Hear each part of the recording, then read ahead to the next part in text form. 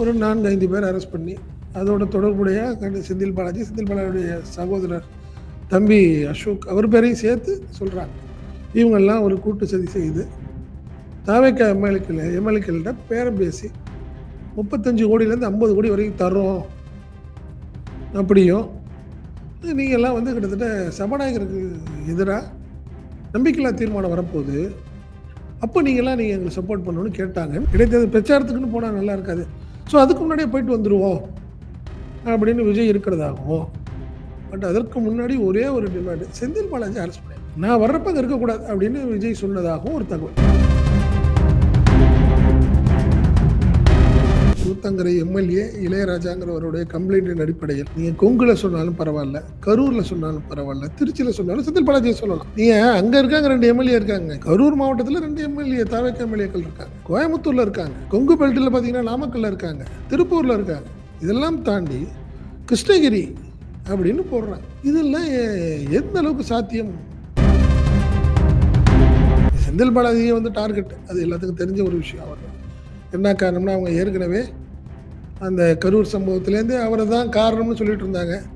But அதுக்கான evidence இல்லாத ஒரு சூழ்நிலை, எப்படியாவது அவரை ஒரு டிஸ்டர்ப் பண்ணணும்னு நினச்சிட்டே இருந்தாங்க. இப்போ கரெக்டாக இடைத்தேர்தல் வருது, வேறு அவர் இருந்தாரா நமக்கு சங்கடம்னு நினைக்கலாம். நீங்கள் ஊழல் சக்திகள்னு சொன்னீங்க, அந்த சக்தி இந்த சக்தி விமர்சனம் செய்த திமுக கூட்டணியில் இருந்த கட்சிகளை எல்லாம் நீங்கள் இன்னைக்கு உங்களோட வச்சுக்கிட்டு இருக்கிறீங்க. அதுக்கு என்ன பேரம் சொல்றது, என்ன பேரம்னு அதுக்கு சொல்றது? நீங்க இப்போ அதிமுக உள்ள ஆட்களை நீங்க பர்ச்சேஸ் பண்ணிட்டு இருக்கிறதுக்கு என்ன பேரம்னு சொல்லுவீங்க?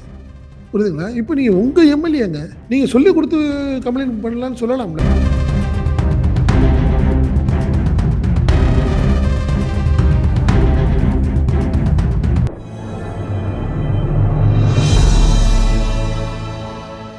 தமிழ் நியூஸ் நேர்களுக்கு வணக்கம். இன்றைய நேர்காணலில் நம்முடைய இருந்திருப்பவர் தமிழ் நியூஸ் ஆசிரியர் மற்றும் பத்திரிகையாளர் திரு செந்தில் சார். சார் வணக்கம். வணக்கம்.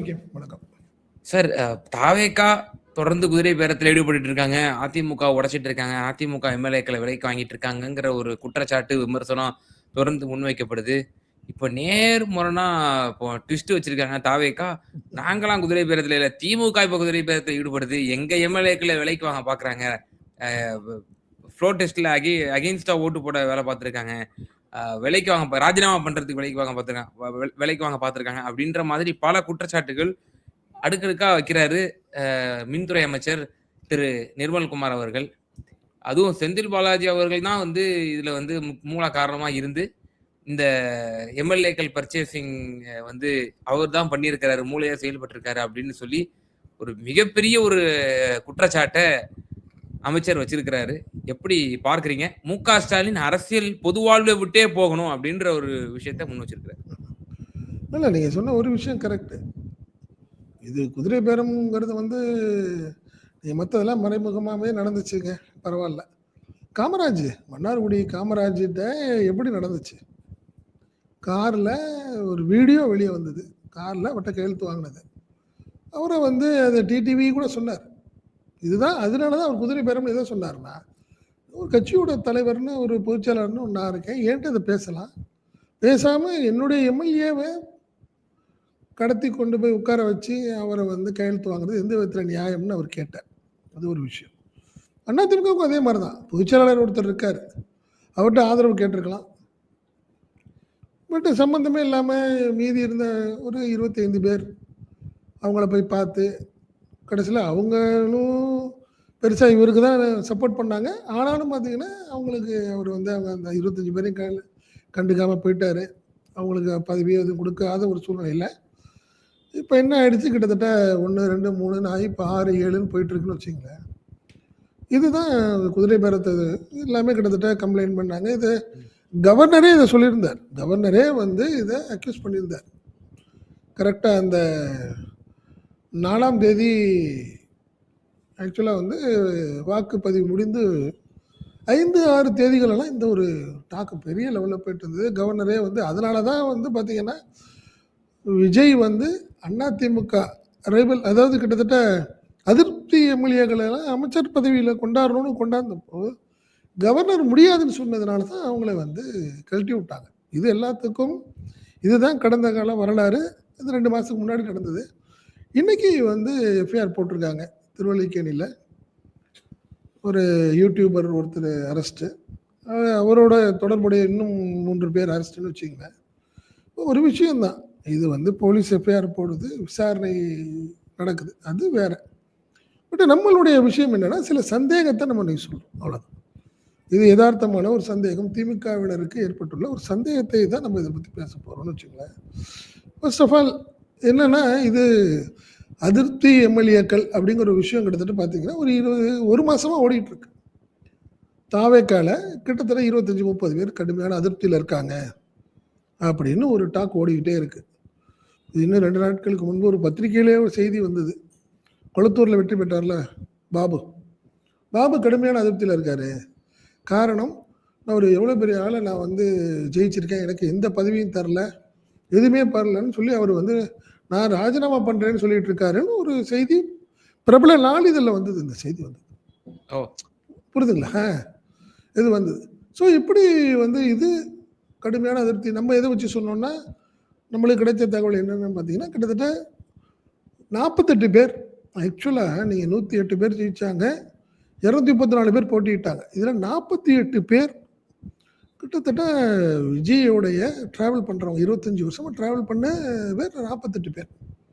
அந்த 48 பேர்ல 3, 4 ஆட்கள தவிர மத்த யாருக்கும் எந்த பதவியும் இல்ல. எதுவும் பண்ணல. அவங்களுக்கும் ஒரு ஆசை இருக்கு. என்னது? மாவட்ட செயலாளர், அதே மாரி பார்த்தீங்கன்னா, மந்திரி, இல்ல வாரியம் ஏதாவது ஒண்ணு தனக்கு கிடைக்கும்னு அவங்களுக்கு ஒரு ஆசை. நீங்க ஒண்ணும் இல்லங்க. நீங்க அதிமுகல வந்து 5 பேர், 6 பேருக்கு 40 கோடி குடுத்தாங்க, 50 கோடி குடுத்தாங்கன்னு சொல்றாங்க. புரியுதுங்களா? பட் இவங்களுக்கெல்லாம் என்ன இருக்கு? சாதாரண நீங்களே சொல்றீங்க விளிம்பு நிலையில் இருந்தவங்க, சாதாரண நிலையில இருந்தவங்க, அவங்களெல்லாம் நீங்க வந்து ஜெயிக்க வச்சிருக்கீங்க. ரைட்டு. ஜெயிக்க வச்சவங்களுக்கு என்ன ஒரு அங்கீகாரம் குடுத்தது தாவேக்கா அரசு? அப்படின்னு அவங்களோட எதிர்பார்ப்பு இருக்கும்ல. நேத்து வந்து நாளைக்கு விஜயபாஸ்கர் ஜாயின் பண்ண போறாரு. எம்.ஆர். விஜயபாஸ்கர் எல்லாமே ஜாயின் பண்ண போறாங்க. அதில் இப்பயே அவங்களுக்கு ஒருத்தருக்கு எம்பிங்கிறாங்க, ஒருத்தருக்கு எம்எல்ஏங்கிறாங்க, ஒருத்தருக்கு வாரியம்ங்கிறாங்க. அப்போ நீ ஏற்கனவே இருக்க தாவேக்காலேயே இருந்து வந்து ஜெயிச்சவங்களுக்கு ஒரு அதிருப்தியில் இருக்க தானே செய்யும். என்ன சார் வெளியிலேருந்து வந்தவங்க மரியாதை இருக்குது, எங்களுக்கு மரியாதை இல்லைன்னு நடப்பாங்க. அப்படி இப்போ அந்த கணக்கில் பார்த்தீங்கன்னா நிர்மல்குமார் ஆதவர்ஜுன்னு வர்றாங்கல்ல. தாவேக்கால இருந்து கிட்டத்தட்ட 25, 30 வருஷமா மன்றத்தில் இருந்து அதுக்கப்புறம் தாவேக்காக்கு வந்தவங்க எத்தனை யார் இப்போ புஷியானதை தாண்டி வேற யார் வந்திருக்காதுல்ல. அப்படி பார்த்தீங்கன்னா ஃப்ரண்ட் லைனில் சொல்கிறேன். 1, 2, 3 அப்படின்னு லைனில் பார்த்தீங்கன்னா யார் இருக்கா? புஷியானது மட்டும் தான் இருக்காரு. மற்ற 2 பேர் நிர்மல்குமாரும் ஆதவார்ஜனும் புதுசாக இப்போ வந்து 2 வருஷத்துக்கு முன்னாடி வந்தவங்க தானே. ஓகே. ஸோ அதிருப்திங்கிறது இயல்பான ஒரு விஷயம். அது நம்ம கிட்டத்தட்ட அதான் ஒரு மாதமா பல பத்திரிகைகளும் பல சேனல்களும் கிட்டத்தட்ட கடுமையான அதிருப்தியில் இருக்கிறாங்க ஒரு தரப்பு அப்படின்னு செய்தி வெளியாகிட்டு இருந்த நிலையில் இப்போ திடீர்னு ஒரு 4, 5 பேர் அரெஸ்ட் பண்ணி அதோட தொடர்புடைய செந்தில் பாலாஜியுடைய சகோதரர் தம்பி அசோக் அவர் பேரையும் சேர்த்து சொல்கிறாங்க. இவங்கெல்லாம் ஒரு கூட்டு சதி செய்து தாவேக்கா எம்எல்ஏக்கள்கிட்ட பேரம் பேசி 35 கோடியிலேருந்து 50 கோடி வரைக்கும் தர்றோம். அப்படியும் நீங்கள்லாம் வந்து கிட்டத்தட்ட சபாநாயகருக்கு எதிராக நம்பிக்கையில்லா தீர்மானம் வரப்போகுது. அப்போ நீங்கள் எங்களை சப்போர்ட் பண்ணணும்னு கேட்டாங்கன்னு சொல்லி ஒரு தகவல். இதுதான் விஷயம்னு வச்சுக்கிறேன். இது ஒரு பக்கத்து நீங்கள் தானே. இப்போ 2 நாளைக்கு முன்னாடி ஒரு செய்தி வந்தது. என்னன்னா, கரூர் இடைத்தேர்தலுக்கு முன்னாடி விஜய் வரப்போறாரு. அதாவது கரூரில் போறாரு செந்தில் அப்படின்னு ஒரு தகவல். ஏன்னா ஏற்கனவே 41 பேர் இறந்தவங்கள நேரடியாக அவர் வீட்டுக்கெல்லாம் போகலை. அவங்க வீட்டுக்கெல்லாம் போகலை. அவர் அவங்க எல்லாத்தையும் கூட்டிகிட்டு போய் சென்னையில் ஒரு ரிசார்ட்டில் தான் பார்த்தாரு. அவங்களுக்கு நிவாரணம் வழங்கப்பட்டது. இப்படிலாம் இருந்துச்சு. அது கடுமையாக சர்ச்சையாயிடுச்சு. அப்போ துக்க வீட்டுக்கு வந்து கூட விசாரிக்கலையே ஒரு தலைவர் அப்படின்லாம் சொன்னாங்க. இதே நிலையில் இடைத்தேர்தலுக்கும் போனால் சரியாக இருக்காது. இடைத்தேர்தல் பிரச்சாரத்துக்குன்னு போனால் நல்லா இருக்காது. ஸோ அதுக்கு முன்னாடியே போயிட்டு வந்துடுவோம் அப்படின்னு விஜய் இருக்கிறதாகவும், பட் அதற்கு முன்னாடி ஒரே ஒரு டிமாண்டு, செந்தில் பாலாஜி அரெஸ்ட் பண்ணியிருக்கேன், நான் வர்றப்ப அங்கே இருக்கக்கூடாது அப்படின்னு விஜய் சொன்னதாகவும் ஒரு தகவல். அதாவது இவர் வந்து கரூருக்கு இந்த மாசத்தோட செகண்ட் வீக் போறாருன்ற செய்தி வந்துச்சு. அப்போ அவர் அங்க போகும்பொழுது கரூர் மாவட்டத்தை சார்ந்த திரு செந்தில் பாலாஜி முன்னாள் அமைச்சர் இருக்கக்கூடாதுன்னு ஒரு உத்தரவு போட்டிருக்காரு அப்படின்னு ஒரு தகவல். புரியுதுங்களா? இது சொல்லப்பட்டது. இது 2 நாட்களுக்கு முன்னாடி சொல்லப்பட்டது. கண்டிப்பா பாருங்க. 2 ஜூலை 2nd வீக் போறாரு சிஎம். அதுக்கு முன்னாடி கண்டிப்பா செந்தில் பாலாஜிக்கு பெரிய டிஸ்டர்பா இருக்கும் பாருங்க. தகவல் 2 நாளா ஓடிட்டு இருக்கு. இந்த நிலையில திடீர்னு இந்த தகவல். ம். புரியுதுங்களா? இது ஊத்தங்கரையை சேர்ந்த ஊத்தங்கரை எம்எல்ஏ இளையராஜாங்கிறவருடைய கம்ப்ளைண்டின் அடிப்படையில் நீங்க கொங்குல சொன்னாலும் பரவாயில்ல, கரூர்ல சொன்னாலும் பரவாயில்ல, திருச்சியில சொன்னாலும் செந்தில் பாலாஜியை சொல்லலாம். நீங்க அங்க இருக்காங்க 2 எம்எல்ஏ இருக்காங்க கேம் உங்களுக்கு. புரியுதா இல்லையா உங்களுக்கு? கரூர்ல. கரூர் மாவட்டத்துல 2 எம்எல்ஏ தாவேக்கா எம்எல்ஏக்கள் இருக்காங்க. கோயம்புத்தூர்ல இருக்காங்க. கொங்கு பெல்ட்டில் பார்த்தீங்கன்னா நாமக்கல்ல இருக்காங்க. திருப்பூர்ல இருக்காங்க. இதெல்லாம் தாண்டி கிருஷ்ணகிரி அப்படின்னு போடுறாங்க. இதெல்லாம் எந்த அளவுக்கு சாத்தியம் அப்படின்னு 2 விஷயம் ஆகி இதை நல்லா புரிஞ்சுங்க. நீங்க மன்னார்குடி எம்எல்ஏவாக இருக்கக்கூடிய காமராஜிட்ட பேசி அவரை இவங்க அன்னைக்கு இழுக்கிறதுக்கு ட்ரை பண்றாங்கன்னு சொன்னீங்கன்னா கூட சாத்தியம். இப்போ தாவேக்கா எம்எல்ஏக்கள் எல்லாம் பர்ச்சேஸ் பண்ண முடியுமா? ஒரு ஆளுங்கட்சி புதுசாக வந்திருக்கிறாங்க, இன்னும் 2 மாதம் கூட ஆகலை. அவங்கள்ட்ட பேரம் பேச முடியுமா? ஏன்னா அவங்க எல்லாம் தொடர்பில் இருக்கிறவங்க, தனிமையிலலாம் இல்லை. நீங்கள் எதிர்கட்சியில் இருக்கலாம் தனிமையாக இருப்பாங்க பொதுவாக. நீங்கள் ஆளுங்கட்சி எம்எல்ஏக்கள் எப்பயுமே பிஸியாகவே இருப்பாங்க இல்லையா? ஒன்று மந்திரிகளோட போயிட்டு இருப்பாங்க, இல்லைன்னா சென்னைக்கு வருவாங்க. இப்படி ஒரு சூழ்நிலை இருக்கிற போது அவங்கள நீங்கள் பர்ச்சேஸ் பண்ணணுன்னா ஒரு வருஷம் 2 வருஷம் கழிச்சு இனிமேல் என்ன ஆக போகுது, உனக்கெல்லாம் 2 வருஷம் ஆச்சு, உனக்கு எதுவுமே செய்யலை உங்கள் கட்சி, என்ன பண்ண போகிற, இந்த ஒரு 10 கோடி வச்சு 20 கோடின்னு சொன்னால் அது சாத்தியம். 2 வருஷம் ஆச்சு, 3 வருஷம் ஆச்சு, இந்த பாரு அந்த வெளியிலேருந்து அதிமுகலேருந்து வந்தவர் அவரை தாங்கன்னு தாங்குறாங்க, உனக்கு ஒன்றும் இல்லாமல் போச்சு பார்த்தியா அப்படின்னு சொன்னால் அது சாத்தியம்ன்ற நான். இப்போ 2 மாதம் கூட ஆவலாக்கியமா புதுசாக வந்தவங்க எம்எல்ஏவாக இருந்தவங்க அவங்களுக்கு இந்த பிரமிப்புலேருந்து வெளியே வரல. புரியுதுங்களா? எம்எல்ஏ ஆகிட்டேனா நான் மந்திரி ஆகிட்டேனான்னு ஒரு கனவுல இருக்கிறவங்க அவங்கள்ட்ட நீங்கள் பேரம் பேசலாம், பேச முடியாது. இது ஒரு யதார்த்தத்தை சொல்கிறேன் நான். நீங்கள் ஏற்கனவே அவங்க ஒரு அதிருப்தியில் இருக்கிறாங்கன்னா எப்போ அதிருப்தி ஆவாங்க? 2 வருஷமாக இருக்கணும், 3 வருஷம் ஆனதுக்கப்புறம் அதிருப்தி ஆவாங்க, நான் இல்லைன்னு சொல்ல.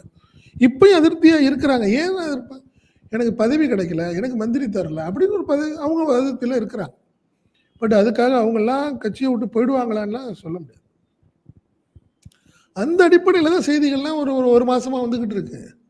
ஒரு 15 எம்எல்ஏக்கள் 20 எம்எல்ஏக்கள் அதிருப்தி அப்படிங்கிற வருத்தம் தான். அதில் அவங்களாம் கட்சிக்கு போட்டு போயிடுவாங்களா? எப்படி? வாய்ப்பு ரொம்ப கம்மி தான். இந்த ஒரு விஷயத்தை தான் நான் பார்க்குறேன். நான் என்னென்னா இது சாத்தியமா, இதுக்கு வாய்ப்பு இருக்கா? ஏன்னா ஏற்கனவே சம்பந்தப்பட்ட அந்த யூடியூபர் அப்படி அவர் கைதாயிருக்காரு அப்படின்னு நம்ம செய்தியை பார்த்தோம். அவர் ஜீப்ல கொண்டு போகும்போது கூட எல்லாரும் 3-4 ஒரு 4-5 பேர் நினைக்கிறேன், அவங்க எல்லாருமே முகத்தை மூடிட்டு ரொம்ப இதுவா இருந்தாங்க. ஆனா அந்த யூடியூபர் மட்டும் முகத்தை மூடாம அவர் இருந்தாரு. அவர் பிரபல தொலைக்காட்சிகள்ல எல்லாம் விவாதங்கள்லயும் பங்கேற்பார் அவரு. இன்னும் சொல்ல போனா அவர் அண்ணாமலைக்கு அவர் கடந்த காலத்துல அவர் ஒர்க் பண்ணவரும் கூட. எல்லாரும் ஊரறிஞ்ச உண்மைதான் இது. அவர் கோயம்புத்தூர்ல அண்ணாமலை கண்டெஸ்ட் பண்ணும்போது இந்த யூடியூபர் தான் ஒர்க் பண்ணாரு. அதே போல இப்போ அண்ணாமலை அந்த ஒரு ஃபவுண்டேஷன் இப்ப நடத்திட்டு இருக்காரு இல்லையா, கட்சி ஆரம்பிக்கிறதுக்கு முன்னாடி. அவருக்கு ஒரு ரெப்ரசன்டேட்டிவாவே ஊடகங்கள்ல பேசிட்டு வந்தவரா இருந்தாரு. அப்போ அவர் அண்ணாமலையினுடைய ஒரு ஆள் அப்படின்னு நம்ம அது புரிஞ்சுக்க முடியலாம். ஆமா, நம்ம ஏற்கனவே பேசியிருக்கோம். நீங்க அவர் சர்வே எடுத்து போட்ட போது கூட நம்ம சொன்னோம், நம்ம அண்ணாமலைக்கு சம்பந்தம் இல்லாம போட்டிருப்பாரு. 12% 16% எல்லாம் போட்டிருந்தாரு. மாநில தலைவர் கூட இல்லை. இப்போ விமர்சனம் பண்ணோம், நம்ம அது பேசணும். இப்போ பேசணும்னு வச்சுங்க, ஐடிபிஎஸ் அது அவர் அண்ணாமலைக்கு ரொம்ப வேண்டியவர் சார், லயலான்னு சொல்லிக்குவாங்களே தாண்டி அவர் முழுக்க அண்ணாமலையோட ரொம்ப தொடர்பில் இருக்காருன்னு நம்ம பேசிக்கிட்டோம்னு வச்சுங்களேன், ரைட்டு. பட் இது இங்கே அரெஸ்ட் பண்ணப்பட்ட 2 பேர் கரூர், அவங்க 2 பேருமே ஏற்கனவே கரூர் அவங்க 2 பேரில் செந்தில் பாலாஜிக்கு ரொம்ப நெருக்கமாக இருக்காங்கன்னு சொல்லி இடி ரைடு பண்ணாங்க. அப்போ நான் சொல்கிறது கடந்த ஆட்சி காலத்தின் போது நடந்துச்சு, அவங்களுக்கு பாதிக்கப்பட்டாங்க அவங்கெல்லாம். ஸோ இந்த முறை இதுதான் ஒரு சந்தேகத்தை ஏற்படுத்தியிருக்கு. ஏற்கனவே தாவேக்கா அரசு மீது ஒரு அதிருப்தி ஓடிட்டு இருக்கு, அவங்களுக்கு பிரச்சனை ஓடிட்டு இருக்குன்னு வச்சுங்களேன். காரணம் என்னன்னா, இன்னைக்கு கூட்டணி கட்சி ஒரு ஒரு அமைப்பு ஏற்படுத்தணுங்கிறதுக்காக கூட்டணி கட்சிகள்லாம் கூப்பிட்டு பேசும்போது 2 கம்யூனிஸ்டுகள் நாங்கள் போக மாட்டேன்ட்டாங்க, வர மாட்டேன்ட்டாங்க. அது ஒரு டாக் ஓடிக்கிட்டே இருக்கு. அவங்களுக்கு ஒரு சங்கடம். அவங்களுக்கு இன்னொன்று, வைகோ பேசிய வார்த்தைகள் அது 2 நாளைக்கு முன்னாடி எங்கள் எம்எல்ஏக்கள் 2 பேரையும் ரிசைன் பண்ணிட்டு சொன்னார், திருப்பி எலெக்ஷன் வரட்டும், நான் வந்து பிரச்சாரம் பண்ணி உங்களை ஜெயிக்க வைக்கிறேன்னு சொன்னார். விஜய் சொன்னார், வைகோவுடைய வாக்கு மூலம். இப்போ அடுத்தடுத்த விஷயங்கள் எல்லாம் ஒரு ஒரு நெருக்கடி ஆயிருக்கு. யாருக்கு? தாவேக்காவுக்கு. ஸோ இந்த நிலையில தான் பார்த்தீங்கன்னா, திடீர்னு சிவசங்கருக்கு ஒரு சம்மன். முன்னாள் அமைச்சர் போக்குவரத்துல வந்து ஒருத்தர் அரெஸ்ட் பண்ணி அவர் கொடுத்த வாக்குமூலின் அடிப்படையில் அவர்கிட்ட விசாரணைன்னு அது ஒரு பக்கம். செந்தில் பாலாஜியை வந்து டார்கெட், அது எல்லாத்துக்கும் தெரிஞ்ச ஒரு விஷயம். அவர் என்ன காரணம்னா, அவங்க ஏற்கனவே அந்த கரூர் சம்பவத்திலேருந்து அவரை தான் காரணம்னு சொல்லிட்டு இருந்தாங்க. பட் அதுக்கான எவிடன்ஸ் இல்லாத ஒரு சூழ்நிலை. புரியுதுங்களா? எப்படியாவது அவரை ஒரு டிஸ்டர்ப் பண்ணணும்னு நினச்சிட்டே இருந்தாங்க. இப்போ கரெக்டாக இடைத்தேர்தல் வருது. சார் அவர் இருந்தாருன்னா நமக்கு சங்கடம்னு நினைக்கலாம். அதன் வெளிப்பாடு தான் இதா அப்படின்னு பலருக்கும் பல சந்தேகங்கள் இருந்துகிட்டே இருக்கு.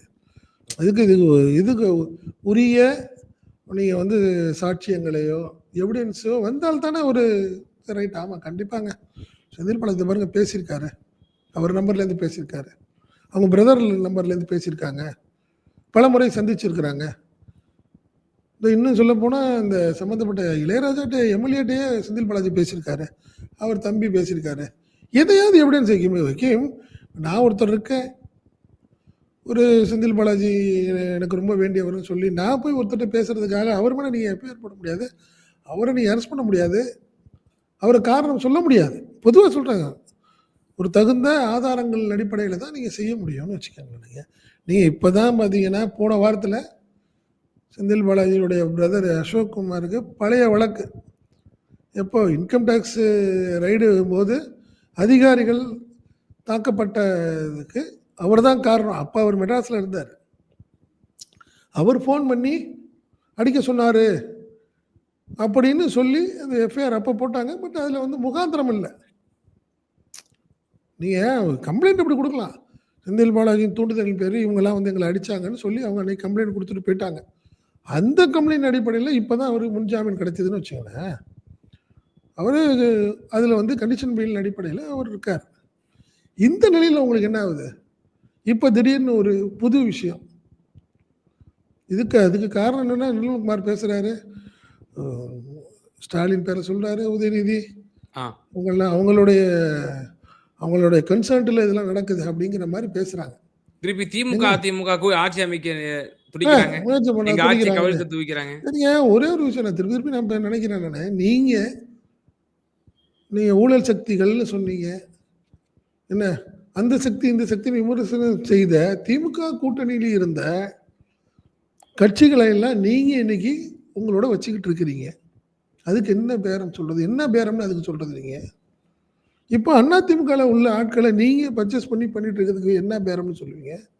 புரியுதுங்களா? இப்போ நீங்க உங்க எம்எல்ஏங்க, நீங்க சொல்லி கொடுத்து கம்ப்ளைண்ட் பண்ணலான்னு சொல்லலாம்ல. சரி, இப்போ உங்க எம்எல்ஏக்கள் அவங்கெல்லாம் புரியுதுங்களா, அவங்கள இன்னைக்கு உங்களுடைய கன்சர்ன் இல்லாமையோ இல்லை உங்களை அனுமதி இல்லாமையோ போய் சாதாரணமாக அப்ரோச் பண்ணிட முடியுமா? நான் சாதாரணமாக கேட்குறேன். என்ன இப்போ இந்த கம்ப்ளைண்ட் வந்து உங்கள் தூண்டுதல் பேரில் செந்தில் பாலாஜியை நீங்கள் கொண்டாந்துருக்கலான்னு பார்த்துக்கலாம்ல, நம்ம நினைக்கலாம்ல. என்ன நீங்கள் தவக்க அரசே வந்து ஒரு பொய்யான கம்ப்ளைண்ட் ரெடி பண்ணுதுன்னு நம்ம சொல்லலாம்ல. காரணம் உங்கள் எம்எல்ஏ. புரியுதுங்களா? நீ அதனால என்னை பொறுத்தவரை இதில் பல சந்தேகங்கள் இருக்கு. ஏன்னா ஏற்கனவே உங்களுக்கு டார்கெட் செந்தில் பாலாஜி, அதே மாதிரி கரூர் இடைத்தேர்தல், உங்கள் கூட்டணியில் உள்ள குழப்பங்கள், பிரச்சனைகள், இதெல்லாம் மடைமாற்றம் செய்யறதுக்காக இப்படி ஒரு பண்ணுறீங்களோன்னு ஒரு சந்தேகம் எல்லாத்துக்கும் வருது. இது கோர்ட்டில் போய் நீங்கள் என்னென்ன எவிடன்ஸ் கொடுக்க போகிறீங்க, என்னென்ன ஆக போகுது, செந்தில் பாலாஜியோடைய பிரதர் அசோக்குமார் அவங்களுக்கெல்லாம் முன்ஜாமீன் கிடைக்குமா, இதெல்லாம் அடுத்தடுத்த விஷயங்கள். நீங்கள் உரிய நீங்கள் எவிடன்ஸ் கொடுக்கலன்னா அவங்களுக்கு முன்ஜாமீன் கிடைச்சிடும், அதில் மாற்றமே இல்லை. புரியுதுங்களா? நீங்கள் அவங்க 2 பேரும் ஊத்தங்கரையில் பிடிச்சிருந்தீங்கன்னா ரைட்டு. அங்கே ஒரு கெஸ்ட் ஹவுஸில் 2 பேர் தங்கியிருந்தாங்க, இந்த எம்எல்ஏட்ட பேச்சுவார்த்தைக்காக இங்கே இருந்தாங்க. அவங்க மெட்ராஸில் இருந்திருப்பாங்க, வெளியூரில் இருந்திருப்பாங்க. புரியுதுங்களா? உரிய எல்லாத்துட்டையும் பேசுகிற எல்லாத்துட்டையும் அவர் இப்போ அங்கே 35 கோடி 50 கோடிங்கிறதெல்லாம் யார் கொடுப்பா? அந்த அளவுக்கு பணம் இருக்குதா? புரியுதுங்களா? நீங்க வந்த புதுசுல இருந்தே எத்தனையோ அமைச்சர்கள் மேல டிவிஎஸ்சி வழக்கு போடுறாங்க. புகார்கள் குடுக்கப்படுது. அத இவங்க வந்து ஒரு ரொம்ப நொட்டோரியஸா கிரியேட் பண்றாங்க. டிஎம்கேவையும், எம்.கே. ஸ்டாலினையும், உதயநிதி ஸ்டாலினையும், ஆமா. இன்னும் அவங்க சக அமைச்சர்களையும் பண்றாங்க. ஆனா செந்தில் பாலாஜி, எஸ்பெஷலி செந்தில் பாலாஜிய மட்டும் இந்த நிர்மல் குமார் அமைச்சர் அவர்கள், ஆ இவர் வந்து அப்படிப்பட்டவரு, இவர் இப்படிப்பட்டவரு, இவர் வந்து நிதியமைச்சர் ஈபில நிச்சயமா. நி நி ஈபில அ நிச்சயம் இப் நிச்சயம். ஈபில ரெடி ட்ரை பண்ணாங்க. என்ன ம். ஹார்ட் டிஸ்க் காணா போச்சு. அதுல ஏதாவது செந்தில் பாலாஜியுடைய பிரதர்ஸ் ஏதாவது பண்ணணும்னு நெனச்சாங்க. ஹார்ட் டிஸ்க்கு இவங்களுடைய தூண்டுதலின் பேர்ல தான் பெரிய அதுல ஒண்ணுமே எல்லாம் புஸ்ஸுன்னு ஆயிப்போச்சு. புரியுதுங்களா? நீங்க அதுல என்ன பண்றாங்க? அடுத்த கட்டமா இப்ப அடுத்த கட்டத்துக்கு ட்ரை பண்றாங்க. அப்படித்தான் நான் பார்க்குறேன் நான். ஏங்க இன்னைக்கு ஆதவ அர்ஜுன் சொல்றாரு. இன்னைக்கு அமைச்சர் ஆதவ அர்ஜுன் பேட்டி குடுக்குறாரு. நீ பொதுப்பணித்துறையோ, நெடுஞ்சாலைத்துறையிலயோ வந்து நீங்க யாராவது நான் உங்களுக்கு ஒர்க் எடுத்து குடுக்குறேன்னு சொல்லி யாராவது காசு வாங்கியிருந்தாங்கன்னா, நீங்க கம்ப்ளைண்ட் பண்ணலாம். அப்படின்னு சொல்றாரு. இது யாரையோ டார்கெட் பண்றாங்க. அப்படிதான் நான் நினைக்கிறேன் அது. இது பிசினஸ்ல எல்லாத்துலயும் நடக்க வைக்கும். புரோக்கர் இருப்பாங்க. நடந்துகிட்டு இருக்கு. ஆண்டாண்டு காலமா நடந்துகிட்டு இருக்கு. புரியுதுங்களா? அமைச்சருக்கு வேண்டியவர்னு ஒருத்தர் இருப்பாரு. அவர் ஏதோ ஒண்ணு பண்ணியிருப்பாரு. அது அமைச்சருக்கு அதுக்கும் தெரியாது. காரணம் என்ன? அமைச்சருக்கு நட்பா இருப்பாரு. ஏன்னா எங்க சொந்தக்காரர் ஒருத்தருக்கு ஒரு கான்ட்ராக்ட் பண்ணி கொடுங்க. சரி வேணா தம்பி நீ பண்ணிக்கன்னு சொல்லலாம். பட் அவருடைய உறவினர்கிட்ட காசு வாங்கியிருக்கலாம். அவர் அமைச்சருக்கு கொண்டாந்து கொடுத்துருக்க மாட்டாரு. அவர் அமைச்சர்கிட்ட உள்ள நட்பின் அடிப்படையில் அந்த கான்ட்ராக்டை வாங்கி அவர் வித்துருக்கலாம் எங்கேயாவது. அதுக்கு அமைச்சருக்கும் சம்மந்தமே கிடையாது. ஸோ இன்னைக்கு அவங்க வேற ஏதோ ஒரு விஷயத்துல அப்போ ஒரே ஒரு விஷயம்தான். அதாவது ஆக்சுவலாக ஊழல் இல்லாத அரசு எங்கள் அரசுன்னு அது உருவகப்படுத்திக்கிட்டு இதில் வர இது மின்வெட்டு பல பிரச்சனைகள் இந்த 2500 மக்களே மறந்துடுச்சு. அதே மாதிரி பெண்களுக்கு இலவச பஸ் பயணம்னு சொன்னார். அதை பற்றி யாரும் சிந்திக்கலை. அவங்களுடைய தேர்தல் அறிக்கையோ அவங்கள வாக்குறுதியை பற்றி கவலை இல்லை. அப்படியே விட்டுட்டு அடுத்த கட்டத்துக்கு போயிட்டாங்கப்பா அவங்க. மக்கள் மறந்துட்டாங்க. மறந்துட்டாங்க. ஆமா. ஏன் வந்து நான் வந்து அவங்க சொன்ன அந்த மேனிஃபெஸ்டோலாம் செஞ்சுட்டாங்களா அப்படின்னு நான் கேட்க போறேன்.